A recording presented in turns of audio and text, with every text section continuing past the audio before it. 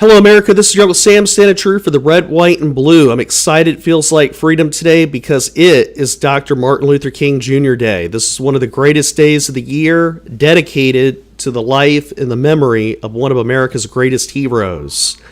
Dr. King made America a better place for everybody, including you, including me, including everybody from sea to shining sea.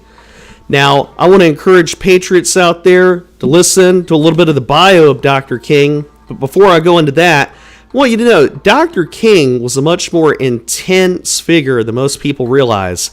In fact, if Dr. Martin Luther King Jr. were here today, he would make Bernie Sanders, more like Bernie Softy, look conservative and right-wing. Dr. Martin Luther King supported the universal basic income. He was a fierce critic of American imperialism overseas, and he was a strong socialist. And I think that's something Americans would do well to consider when they argue capitalism versus communism versus socialism. Never forget where Dr. Martin Luther King stood on issues. In fact, Abraham Lincoln was pen pals with Karl Marx. That's something to think about as well. And there's actually other great heroes in American history like Lucy Parsons, who was sympathetic to Karl Marx. So that should get Americans curious and interested. Now, I love reading from this little devotional about American history. It's a true blessing. And this is the segment about Dr. Martin Luther King. Jim Crow segregation, the practice of confining African Americans to inferior schools, hotels, even bathrooms, ended in the South during the 1950s and 1960s, thanks to a grassroots civil rights movement led by Baptist minister Martin Luther King Jr. King organized many of the most effective political protests against segregation and became the most visible and eloquent explainer of the movement's goals. He won the Nobel Peace Prize in 1964 at age 35. He was the youngest person ever to receive the award. That is star-spangled. That is something to feel good about, America. After World War II, segregation came under increasingly harsh national scrutiny, despite efforts by white Southern politicians to preserve it. President Harry Truman desegregated the military shortly after the war, and Major League Baseball began fielding black players in 1947. Still, segregation remained deeply entrenched in the daily lives of both blacks and whites in cities and small towns across the South. King's first major campaign to desegregate public buses began in 1955 in Montgomery, Alabama. The Montgomery bus boycott catapulted the 26-year-old King to fame.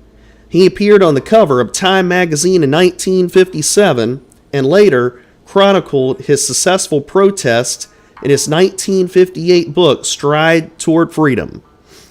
Influenced by the philosophy of the great independence leader Gandhi of India and the American writer Henry David Thoreau, King adopted a nonviolent approach to political protest that proved to be very effective, in contrast to the frequent violence of his Southern white opponents.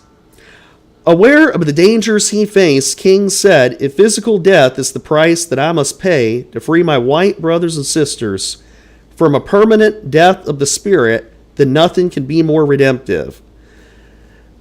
That is star-spangled. I'm going to tell you, there aren't many patriots out there today that are like that.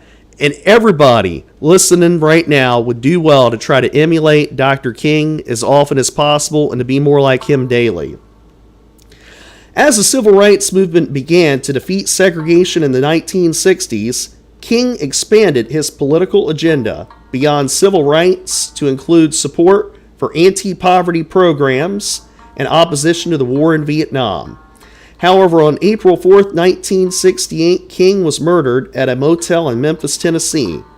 After an international manhunt for James Earl Ray, where he was arrested in London. That's where he fled after the shooting.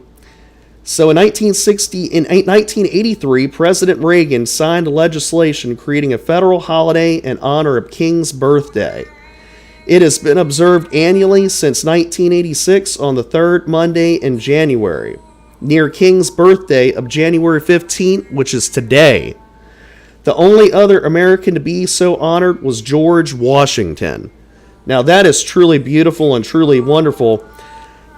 On a civil rights note, I have another exciting piece to add to that. Many people don't know it. The Coca-Cola Corporation had a key role in integration in America. Many people don't know that the Atlanta legislature voted integration down. But we can all be thankful for Coca-Cola taking a stand when lesser patriots refused to do so. They approached this legislative body in Atlanta, Georgia, and made it very clear to them if they did not integrate the city of Atlanta, they were going to pull Coca-Cola out of Atlanta, and all of the jobs would be lost, and all of the business that Coke brings to Atlanta would be lost, because it's an international embarrassment for the city of Atlanta to be segregated and for them to have their headquarters in the city of Atlanta. I think that's something to applaud Coke for. Even though Coke hasn't always been on the right side of every battle, that is something you can feel good about Coca-Cola.